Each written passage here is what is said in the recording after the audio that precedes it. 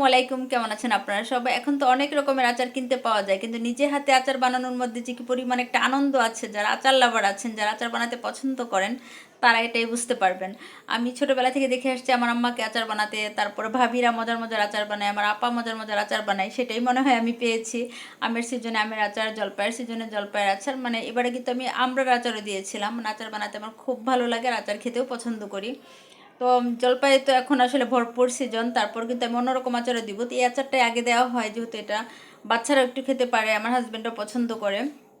তো জলপাইগুলো আমি সেদ্ধ করার পর তারপর কিন্তু এরকম চটকে নিচ্ছে, এটা আমার হাজব্যান্ড একটু হেল্প করছিল। আর জলপাইগুলো সিদ্ধ করার পর সাথে সাথে যদি এরকম না করা হয় তাহলে কিন্তু ড্রাই হয়ে যায়।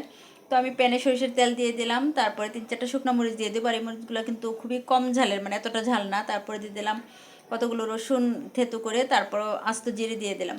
এখন এগুলো সুন্দর করে বাদামি কালার করে ভেজে নেব। শুকনো মরিচটা হালকা ভাজা হবে, তারপরে আমি দিয়ে দিলাম জলপাই।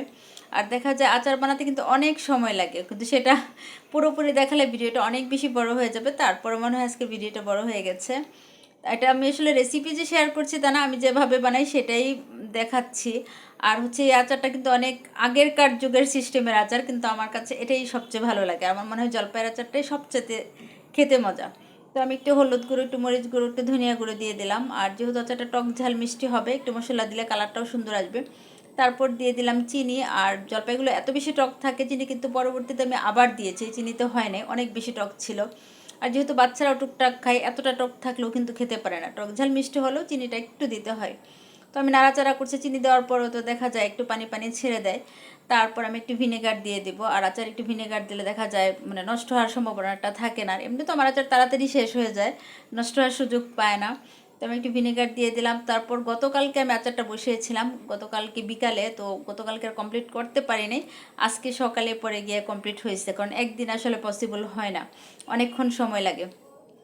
তো এই যে মাছের জন্য একটা মশলা বানিয়ে নিয়েছি আমি, গোটা ধনিয়া, গোটা জিরা, তারপরে পাঁচফোড়ন নিয়ে নিয়েছি। এগুলো কিন্তু সুন্দর করে আমি টেলে নিব, যখন সুন্দর একটা স্মেল বের হবে তারপর কিন্তু আমি গুঁড়ো করে দিয়ে দিব। আর এতটা ভিনিশ করব না, গুঁড়োটা মানে একটু দানা দানা থাকবে। তারপরে আমি কিছু চিলি ফ্লেক্সও দিব। এই তো আচারে দেখেন কত সুন্দর কালার আসছে নাড়াচাড়া করতে করতে, এটা কিন্তু অনেক সময়ের ব্যাপার। আমি কিন্তু 2টা তেজপাতাও দিয়েছিলাম, পরে আমি উঠিয়ে নিব। এই তো আমি ওই যে ভাজা মশলা গুঁড়োটা দিয়ে দিচ্ছি, আর চিলি ফ্লেক্স দিয়ে দিলাম। আর মরিচটা যেহেতু একদমই ঝাল না, চিলি ফ্লেক্সটা দিলে মানে ফ্লেভারটা সুন্দর আসবে, ভালো লাগবে খেতে। তো আচারটা কিন্তু অলমোস্ট আমার কমপ্লিট হয়ে গেছে, একদমই কমপ্লিট। আর এই আচারটা কিন্তু খেতে অনেক বেশি মজাদার, বিশেষ করে ডালের সাথে তো খেতে অনেক ভালো লাগে। এই তো আমার আচারটা একদমই কমপ্লিট। যে যেখান থেকে আমার এই ভিডিওটি দেখেছেন সবাইকে অসংখ্য ধন্যবাদ। সবাই অনেক ভালো থাকবেন। আর যদি আমার ভিডিওটা ভালো লেগে থাকে তো অবশ্যই একটা লাইক, কমেন্ট, শেয়ার দিয়ে পাশে থাকবেন। আর এবছর কে কে আচার বানিয়েছেন, কেমন করে বানিয়েছেন, আজ জলপাইয়ের আচারের নতুন কোনো রেসিপি থাকলে অবশ্যই কিন্তু আমাকে বলবেন। ভালো থাকবেন সবাই, আল্লাহ হাফিজ।